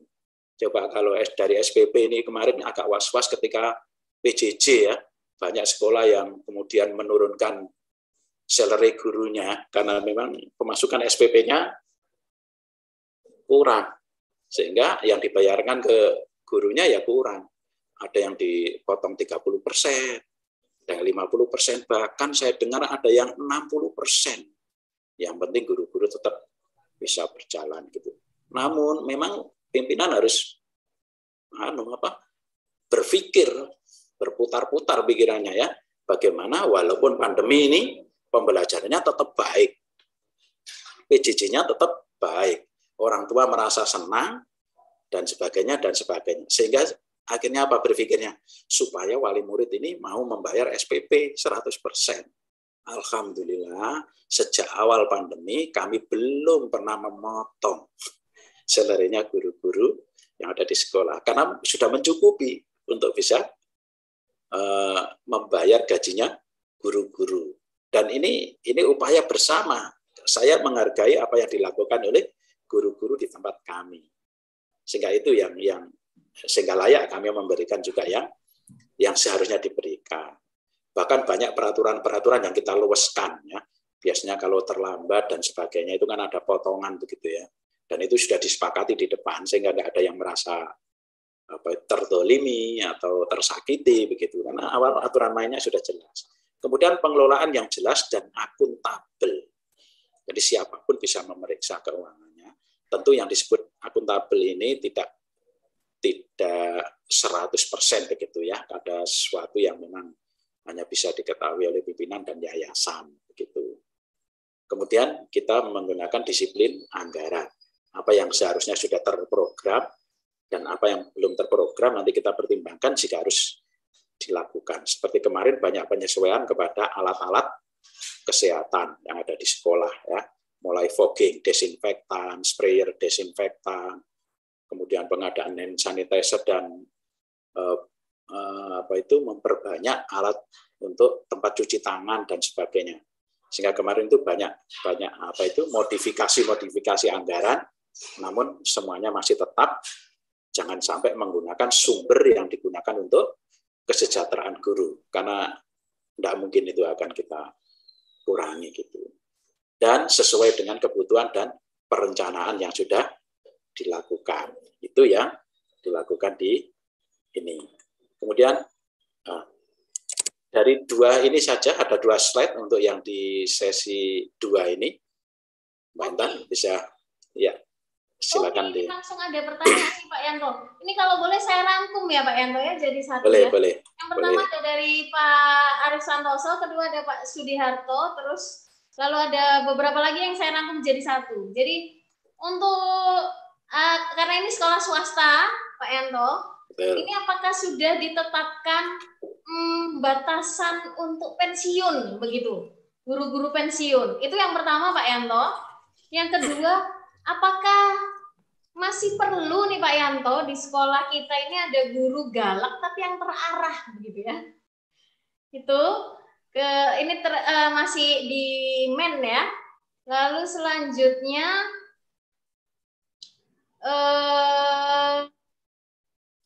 maksudnya guru galak itu guru yang berwibawa tapi disegani siswa begitu. Selanjutnya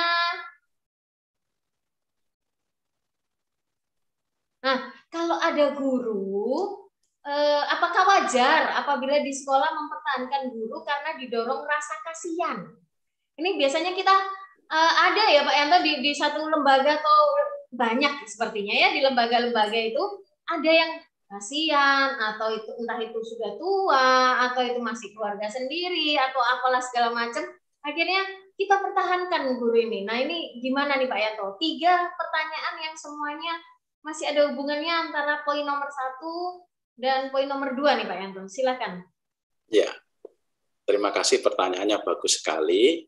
Dan kebetulan ini di sekolah saya ini sepertinya adalah sekolah yang agak unik begitu, Mbak Intan. Ya. Karena semua hampir ditangani oleh kepala sekolah dan wakilnya, gitu ya. Yayasan ya karena orangnya sibuk-sibuk semua, sehingga diserahkan pengelolaannya ke sekolah. Sehingga di sekolah kami ini sangat luas, gitu ya. Termasuk misalnya tahun pelajaran baru karena ada kenaikan SPP, kemudian ada kenaikan kesejahteraan guru.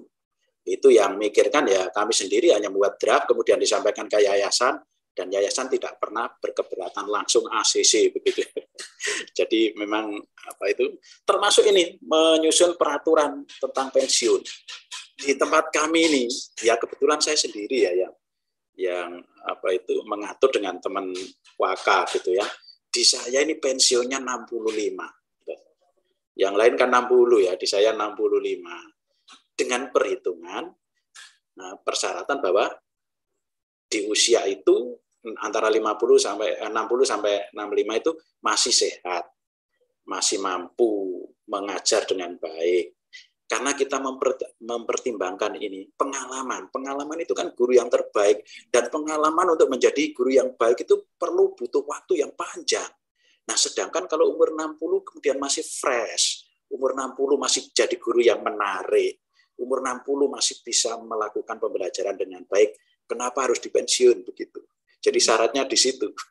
Nanti ada kajian setelah umur 60 itu begitu. Sehingga saya tetapkan bersama dan ditetapkan oleh yayasan adalah umur 65 untuk masa pensiun ini. Tapi ya disesuaikan dengan di lembaga masing-masing ya. Gitu. Saya menghargai dengan upaya, effortnya sejak awal, apalagi guru perintis di sini ini, mulai dari merintis sekarang sampai meruntus gitu ya. Dari mulai muridnya kecil sampai sedikit sampai sekarang menjadi banyak. Kemudian istilah guru galak di sini ya. Kalau guru galak kemudian disegani siswa, itu bukan galak menurut saya. Gurunya tegas. Galak itu berbeda. Galak itu. Kalau tegas menurut saya, ya tegas ini dengan ketentuan yang tegas menyebabkan kepastian. Jadi murid itu kan juga membutuhkan kepastian bahwa ini pasti nggak boleh dilakukan, ini pasti boleh dilakukan. Itu menyebabkan murid juga senang. Jadi tegasnya itu tegas karena ini mendidik. Jadi bukan galak menurut saya. Kalau galak itu ya jelas nggak disukai ya sama siswanya. Dan sekarang sudah tidak zamannya lagi. Kalau ada yang guru seperti itu ya harus dibina, harus diberikan satu pendampingan. Ya, di coaching atau di training atau di mentoring begitu ya. Sehingga guru-guru tersebut harus memiliki kemampuan yang diharapkan. Dan yang paling penting sebenarnya sekolah adalah dasar dari komplain dari wali murid. Jadi kalau ada yang guru yang tanda petik galak tadi itu, kemudian ada komplain dari wali murid, ya kita sampaikan bahwa ada wali murid yang komplain karena bapak atau ibu mengajarnya seperti ini menurutnya. Kira-kira bisa diperbaiki apa enggak ya komplain ini. Dan ini penting bagi sekolah kita, kelangsungan sekolah kita. Kalau sekolah kita seperti ini berarti layanan sekolah kita kurang bagus. Sehingga harus diubah begitu. Itu kemudian rasa kasihan tadi. Ya rasa kasihan memang harus ada ya. Tetapi harus tetap profesional. Tetap profesional itu seperti itu. Seperti di sekolah kami ini, ada guru yang memang sudah berumur. Yang lainnya kan sudah pakai IT. Ini belum ya, kita dampingi dengan yang muda. Jadi yang muda ini membantu kepada guru ini menyiapkan slide. Karena kalau untuk belajar itu rasanya ya sudah tidak nutut gitu ya. Ya walaupun sudah berkembang sekarang tidak dari nol, tetapi guru tersebut sudah lumayan lah. Jadi komplain dari wali murid sudah nggak ada lagi terkait dengan itu tadi. Ya, jadi kasihan ini harus kembalikan kepada profesionalitas, gitu ya. Jadi kita tidak boleh hanya kasihan tanpa ada profesionalitas. Nanti malah menjadi beban.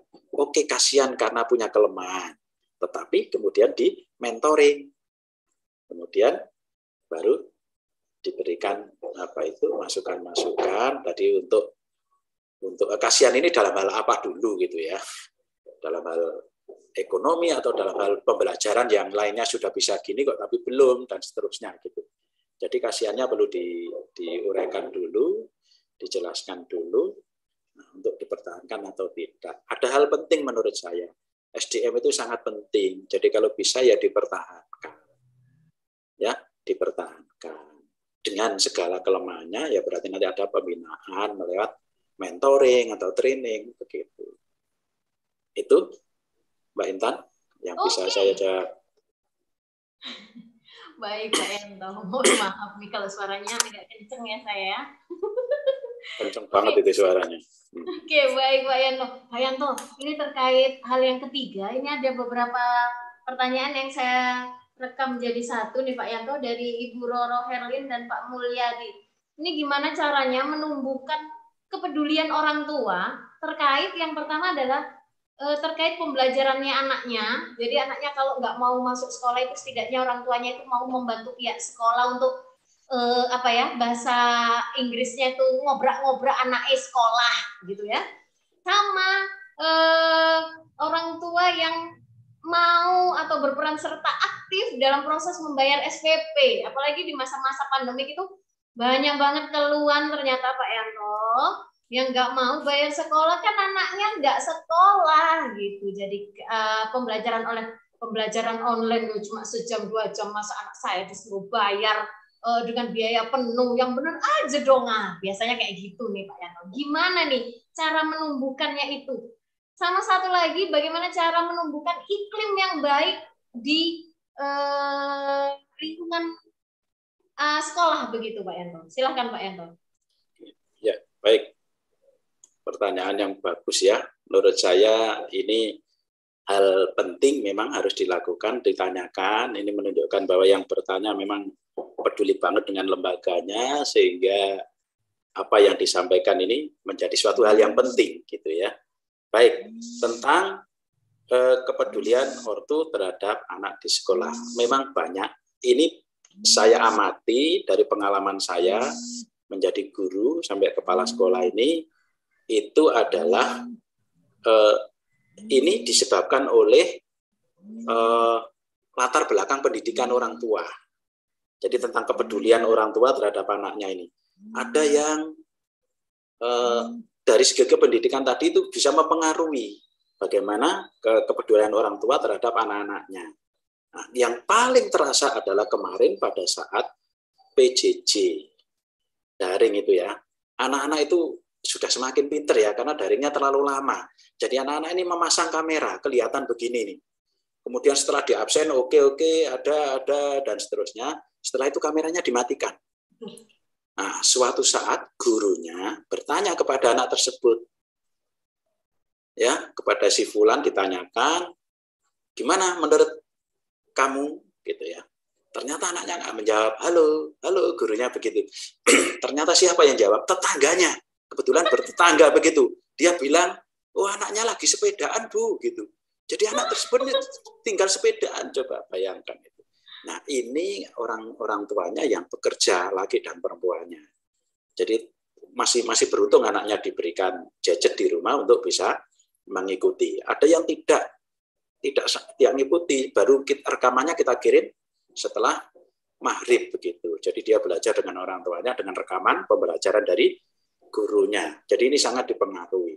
Nah, yang kami lakukan kepada orang tua murid yang seperti ini adalah mengajak bicara. Jadi kenapa ini seperti ini? Ada yang guru itu ya dalam tanda kutip jengkel gitu ya. PR yang diberikan itu 10 PR itu hanya satu yang mengumpulkan. Nah, kalau itu dirata-ratakan habis itu. Nah, kita berikan pengertian kepada orang tuanya. Sekali lagi, setelah saya cek, mesti saya bertanya, coba dicek dulu di datanya. orang ini latar pendidikannya apa, bekerjanya apa. Jadi sebelum komunikasi dengan wali murid, selalu saya minta ngecek wali kelasnya. Coba dicek di data, wali muridnya ini pendidikannya apa, bekerja di mana. Itu nanti akan menentukan bagaimana kita berbicara dengan orang tuanya. Sehingga pas nanti ya. Kalau orang pedagang dengan misalnya anaknya guru, anaknya dosen, itu ya beda kita berbicaranya dengan orang tua. Itu ya. Jadi memang banyak macam juga ya permasalahan terkait dengan kepedulian ini. Ada yang dititipkan di neneknya, ibunya kerja, bapaknya sudah pisah dengan ibunya. Nah, ini banyak masalah juga. Ya tetap kita komunikasi. Yang penting ada komunikasi sebagai bentuk bahwa kita peduli terhadap anaknya, sehingga orang tuanya juga begitu. Dan nanti pasti akan banyak perubahan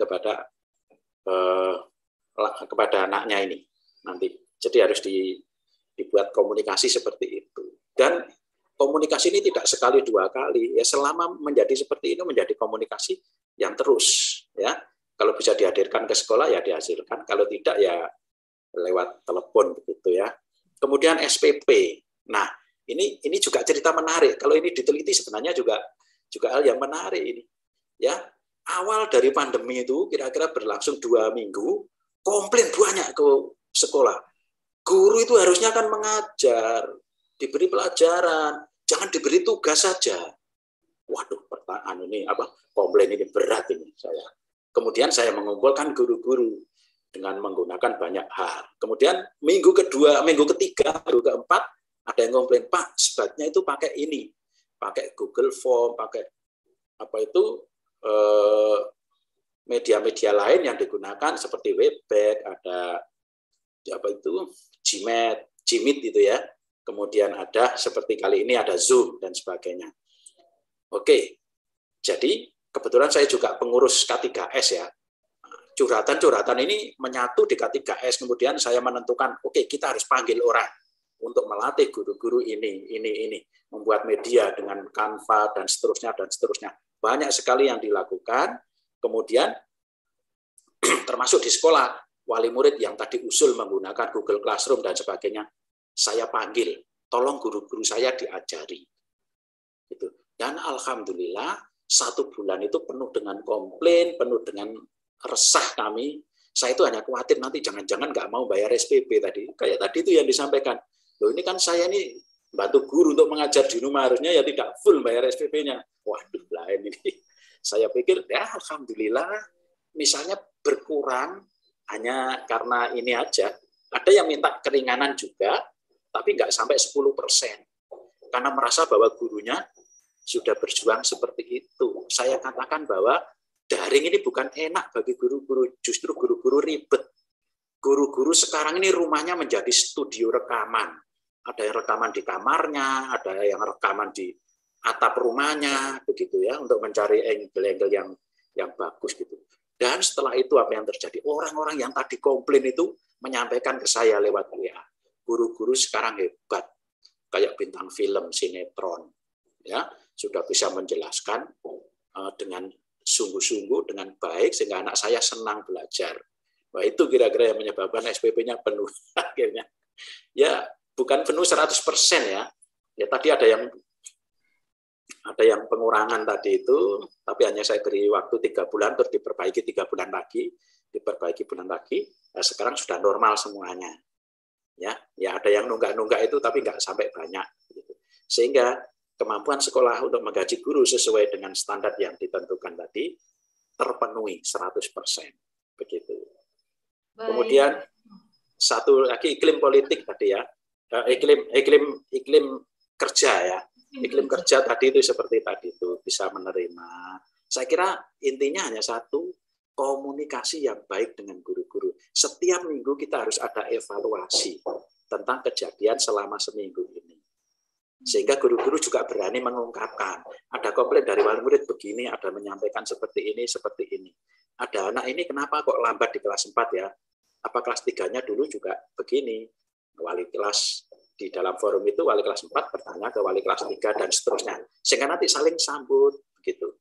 Sehingga tidak ada guru yang minder. Jadi guru-guru di sini berani untuk bertanya, menyampaikan pendapatnya. Yang penting semuanya rasional. Yang penting semuanya bisa bisa diterima oleh teman-temannya dan bisa. Saya yakin tidak ada sesuatu yang tidak mungkin ya kalau kita mau melakukan. Itu 3 pertanyaan. Okay. Baik, Pak Yanto ada sedikit tambahan ya Pak Yanto. Tadi ada dengar-dengar kata-kata nunggak. Nih kira-kira nih kalau di sekolahnya Pak Yanto kan nunggaknya nggak terlalu banyak ya Pak Yanto ya? Iya. Jadi planning begitu. Gimana dengan sekolah-sekolah yang nunggaknya itu banyak dan akhirnya pas waktunya masuk, nah orang tua nih agak kesusahan gitu. Apa diikhlaskan atau gimana nih Pak Yanto ya? Kira-kira kalau menurut Pak Yanto gitu? Ya, kalau saya begini, komunikasi sekali lagi ke komunikasi. Jadi manajemen sekolah juga harus fair menyampaikan ke guru-gurunya atau tenaga pendidik yang ada di sana.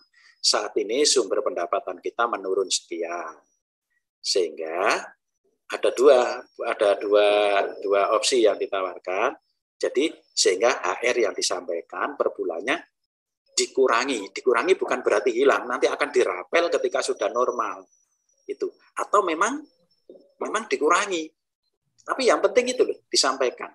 Saya sering ketika bincang-bincang dengan teman-teman ini, misalnya saat ini kita bisa mampu memberikan lauk kerupuk, ya dinikmati kerupuknya, begitu enaknya kerupuk ini. Tetapi begitu lembaga ini sudah bisa mampu membeli tempe tahu, ya harus dibelikan tempe tahu. Kemudian bisa memberi daging ayam, ya harus diberikan daging lauknya. Sehingga semuanya mengerti perkembangan sekolah ini. Memang benar juga yang disampaikan oleh Mbak Intan tadi, ada sekolah-sekolah tertentu mungkin yang agak kesulitan dalam hal ini. Ya begitu. Yang penting ada komunikasi yang baik. Ya, kalau memang mampunya sekian ya disampaikan. Artinya berlaku untuk semuanya. Begitu. Sambil berdoa, sambil kita bekerja dengan sesungguh-sungguhnya supaya keadaan cepat normal dan kita kembali normal lagi. Begitu. Oke, gitu ya. Pak Yanto. Karena waktu kita terbatas, materinya kita lanjutkan sebentar ya Pak Yanto. Iya. Insya Allah 5 menit. Selanjutnya saya sudah punya 2 pertanyaan yang harus Pak Yanto jawab ini. Ini pertanyaan penting yang akan jadi pamungkas kita pada siang hari ini. Silakan Pak Yanto untuk dilanjutkan. Ya, baik. Oh, ini slide-nya kok nggak mau jalan? Oh iya. Baik. Saya sampaikan aja ya, mungkin nanti. Sudah ini alhamdulillah. Ya, ini moto kami adalah tidak ada sesuatu yang besar jika tidak dimulai dari hal-hal yang kecil. Ini adalah dimensi pelayanan. Apa hal yang kecil kita lakukan? Banyak dari kita lembaga pendidikan itu mengabaikan hal-hal yang kecil. Padahal hal-hal yang kecil ini justru nanti akan menjadi sebuah yang besar. Misalnya penyambutan kedatangan dengan senyum dan doa. Ya, ini hal kecil. Ini misalnya ada yang beranggapan nggak perlulah ngapain ada penyambutan kedatangan dan sebagainya. Justru ini menampakkan sebuah layanan yang bagus terhadap wali murid. Melepas alas kaki dimulai dari kiri. Ya, kalau sekolah Islam ya mengamalkan ajaran Nabi dan Rasul ya, ajaran Rasul kita. Nah, yang beragama lain yang menyesuaikan ya. Artinya dari segi layanan ini termasuk contoh. Meletakkan alas kaki di tempat yang disediakan. Ini kan hal yang kecil. Berdoa melangkah kaki kanan dulu memasuki pintu kelas. Ini juga hal kecil. Di TK sudah diajari, kenapa di SD atau di SMP, di SMA, SMK ini dilakukan. Tetap harus dilakukan. Karena tidak melihat ini SD, SMP, TK, SD, SMP maupun SMA, SMK. Tetapi perilaku sehari-hari yang kecil ini diperhatikan. Supaya anak ini terbiasa membudaya. Dimanapun dia berada, menjadi contoh bagi dirinya maupun orang lain. Pasti tentu orang tuanya akan senang seperti itu. Meletakkan tas di tempatnya. Jadi ada aturan-aturan yang juga tadi itu melibatkan siswa dalam membuat peraturan kelas. Masuk masjid berdoa dan melangkah kaki kanan dulu. Keluar masjid dan sebaliknya itu ya. Dan hal-hal kecil yang lainnya yang selalu kadang diremehkan orang. Padahal ini justru akan berdampak pada di rumah. Gitu ya. Sampai ada yang terkesan bagi kami adalah ada wali murid yang menyampaikan ke kami, Pak, kami sangat terenyuh karena kami ditegur oleh anak saya yang masih kelas 2. Gara-gara papanya itu makan tidak berdoa. Padahal sebenarnya papanya itu berdoa. Cuma berdoanya orang tua kan dalam hati. Nah, tapi bagi anak itu tidak berdoa. Sehingga doa harusnya ya diucapkan. Bisa menegur orang tuanya. Kemudian tidak menempatkan sepatu dan sandalnya di tempat yang sudah ditentukan, ditegur lagi orang tuanya. Ada kakaknya, ada ibunya yang keluar rumah tanpa berhijab. Untuk yang sekolah-sekolah di ini juga ada laporan, ditegur. Karena di sekolah anak-anak diajari. Nah, hal-hal seperti ini kadang disepelekan. Padahal ini justru membentuk karakter anak-anak yang itu sebenarnya diinginkan oleh orang tua. Bukan matematikanya bagus, tapi akhlaknya tadi itu. Budayanya dan sebagainya. Dia rajin sebelum tidur, harus cuci muka, cuci tangan, kaki, gosok gigi, dan seterusnya. Dia tahu akibatnya kalau tidak melakukan itu. Sehingga ini yang sangat dirasakan oleh orang tua. Dan berikutnya adalah sekolah kita bisa dikenal orang, harus ada dokumentasi dan publikasi. Banyak saya lihat teman-teman saya, Instagram, Facebook, setiap kegiatan apapun di-upload di sini. Ya. Dan yang paling penting sebenarnya ini, yang paling besar dari tingkat keberhasilannya adalah praktik real di lapangan. Karena anak adalah spionase dari orang tua. Itu kan Bapak sekalian. Jadi, kata terakhir saya, jika stakeholder terpuaskan dengan layanan kita, maka kita sudah banyak dibantu di sisi marketingnya. Dia akan bercerita kemana-mana. Ketemu temannya di pasar. Mbak, anak sampean sekolah di mana? Oh, di sana loh bagus, di Muhammad Hatta itu bagus, gurunya rapi, anak saya senang di sana, ngajinya bagus dan sebagainya. Oh, itu sudah berapa persen itu ya? Kalau ini menjadi sebuah marketing yang dahsyat tanpa biaya. Begitu ya. Jadi rekomendasi dari orang-orang ini jika layanan kita baik. Tapi juga ingat kalau sebaliknya ya tentu saja jangan sampai terjadi sebaliknya. Itu yang kami lakukan dari praktis yang kita lakukan. Kita yakini saya sungguh-sungguh melaksanakan ini dengan bersama guru-guru kami, sehingga alhamdulillah tidak pernah kesulitan mencari murid. Bahkan begini ini sudah ada yang tanya untuk tahun depan, gitu ya. Saya catat aja, tolong dicatat di buku pendaftaran itu. Nanti kami akan hubungi Ibu dan Bapak pada saat nanti. Jadi ini sekarang ini sudah ada yang inden untuk tahun depan begitu. Ya. Saya tanya tahu dari mana, itu tetangga saya. Itu ada keponakan dan seterusnya itu. Ini yang perlu kita lakukan. Dan terakhir adalah bagian dari marketing juga. Kenapa kami tidak pernah pasang spanduk dan sebagainya? Karena itu tadi kita juga bermitra dengan sekolah-sekolah TK di sini. Jadi di Taman Kanak-Kanak itu saya amati di sekitar sekolah sini dan agak jauh, rata-rata Taman Kanak-Kanak itu tidak punya halaman. Sementara halaman di sekolah ini relatif luas begitu ya. Saya undang untuk apa? Sekolah-sekolah yang berbasis Islam untuk melakukan manasik haji. Itu pesertanya setiap tahun tidak kurang dari 750 sampai 800 peserta. Itu juga merupakan marketing yang murah banget. Jadi sekaligus open house keadaan sekolah. Termasuk ada kolam renangnya tadi, anak-anak senang. Dia sudah punya bayangan nanti tahun depan saya kalau masuk SD masuk ke Muhammad Hatta saja. Itu terima kasih banyak. Semoga bisa menginspirasi ya. Dan ini la ilaha illallah. Ya, kita yakini bahwa yang kita lakukan gitu ya. Terima kasih, semoga menginspirasi. Oke, terima kasih. Tapi jangan ditutup dulu Pak Yanto ya. Saya masih punya 2 pertanyaan. Yang pertama, tadi Pak Yanto mengatakan bahwa sumber pembelajaran dimulai dari masjid. Ini apakah anak-anak itu sebelum pembelajaran itu anak-anak dikumpulkan di masjid, seperti ada peningkatan ruqyah begitu, atau bagaimana nih Pak Yanto? Lalu pertanyaan kedua adalah bagaimana kalau ini itu bukan sekolah Islam tetapi sekolah negeri begitu ya, yang jam pelajaran agamanya itu kurang, lalu gimana karakternya dimasukkannya di mana ini Pak Yanto?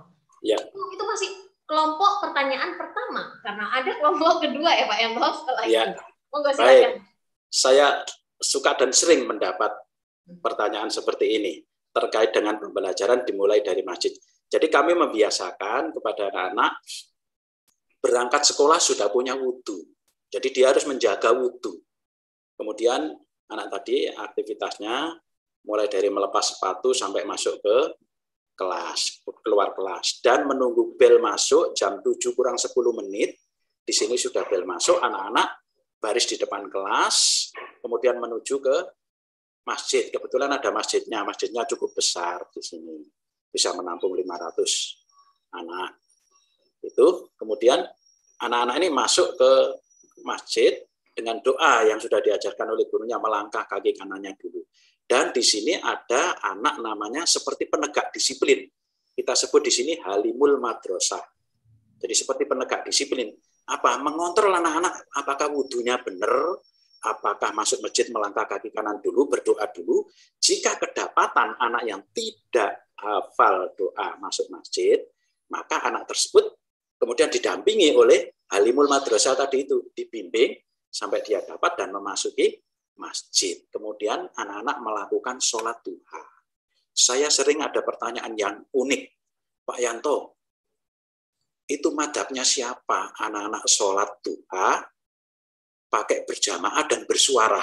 Saya juga agak bingung awal-awal menjawabnya. Saya katakan, Bapak, Ibu, ini adalah dalam rangka tarbiyah, pembelajaran kepada anak-anak. Bagaimana kita bisa mengoreksi bacaan anak-anak sholatnya ketika tidak disuarakan.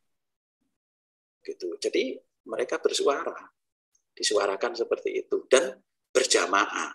Nah, pada saat anak-anak melakukan sholat duha, guru-guru tidak boleh mengikuti sholat duha, tapi mendampingi di kanan kiri dan membetulkan jika ada gerakan-gerakan yang salah. Begitu. Itu kemudian setelah sholat anak-anak doa dan zikir sholat, bersuara juga. Kemudian hafalan Asmaul Husna. Kemudian setelah itu anak-anak keluar masjid, tadi berdoa, kemudian berkelompok menurut jilid mengajinya masing-masing. Jadi kalau saya persentase itu 25% adalah penguatan di bidang ibadah anak-anak di sekolah ini. Nah, kemudian baru jam 8:15 anak-anak belajar kurikulum nasional dan kurikulum khas yang ada di sekolah ini. Itu yang kita lakukan. Makanya kita katakan bahwa pembelajaran selalu dimulai dari masjid. Begitu, itu yang pertama. Yang kedua, tentang bagaimana kalau penerapannya di sekolah yang tidak berbasis Islam, seperti sekolah negeri atau bahkan agama lain ya. Bisa di-cloning cara-cara seperti ini. Saya yakin seperti di negeri itu kan mungkin agamanya heterogen ya. Ya disesuaikan dengan ajaran agamanya masing-masing. Yang Islam ya mungkin bisa mencontoh seperti tadi, yang non-Muslim juga ya sesuai dengan ini. Nggak paham, saya nggak bisa jelaskan kalau yang non-Muslim saya belum tahu, misalnya ada apa gitu. Ada yang disebut dengan penanaman akidah pagi. Ya akidahnya orang Islam gimana, akidahnya orang non-Islam seperti apa, begitu. Jadi dia tetap mendapat layanan menurut kepercayaan masing-masing dalam lingkup pendidikan yang ada di sekolah yang formal itu. Begitu, Mbak Intan. Oke, baik. Ini pertanyaan terakhir dan semoga ini bisa dijadikan closing statement ya, Pak Yanto. Ini dari Pak Dani Abdul Rahman. Tantangan terberat apa sih, Pak, dalam menjaga trust dari wali murid? Ini gampang-gampang susah soalnya ya. Silakan Pak Yanto. Ya, menurut saya tadi yang seperti saya sampaikan, jaga layanan kita. Layanan kita selalu baik, selalu unggul. Ya, sehingga wali murid senang. Itu saja menurut saya. Gurunya baik, lingkungannya baik, sekolahnya baik, kemudian hubungan antara anak satu dengan yang lain, dan terlihat anaknya bisa berkembang juga dengan baik. Saya kira itu yang ini. Dan kita konsisten dengan yang apa kita sampaikan. Konsisten kita lakukan terus-menerus, komunikasi yang baik, karena setiap yang kita lakukan tidak lepas dari kelemahan-kelemahan. Sehingga kita menerima komplain dan sebagainya. Menurut saya seperti itu. Saya tidak pernah itu dikomplain, kenapa sekolahnya tidak ranking 1 di Kota Malang. Enggak pernah saya dikomplain seperti itu. Karena awal sudah kita sepakati.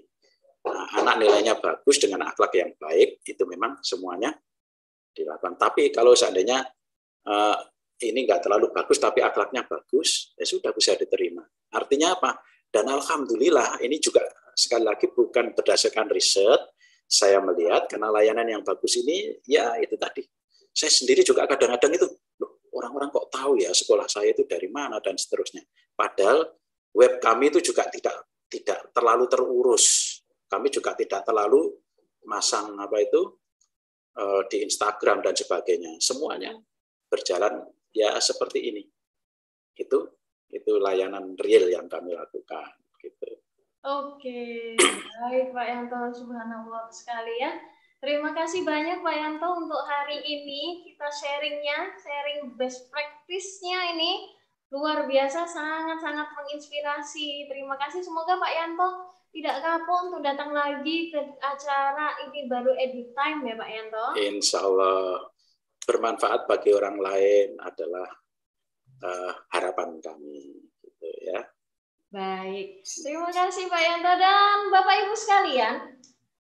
Di kolom chat sudah ada link untuk presensi. Presensi hari ini akan kami buka sampai dengan pukul 23.59. Jadi segera Bapak Ibu sekalian untuk segera melakukan absensi atau presensi pada siang hari ini. Baik, salah satu dari kesuksesan sebuah sekolah dilihat dari kesejahteraan para guru dan tenaga pendidiknya.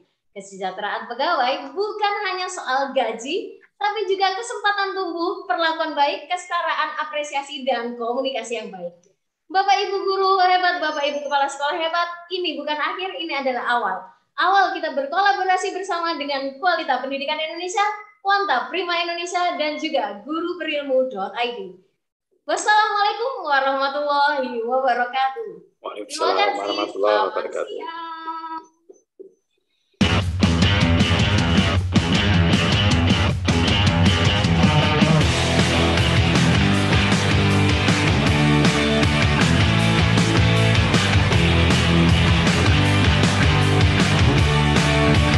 Terima kasih untuk Mbak Intan dan tim ya, memberikan ruang ya, semoga menginspirasi semua.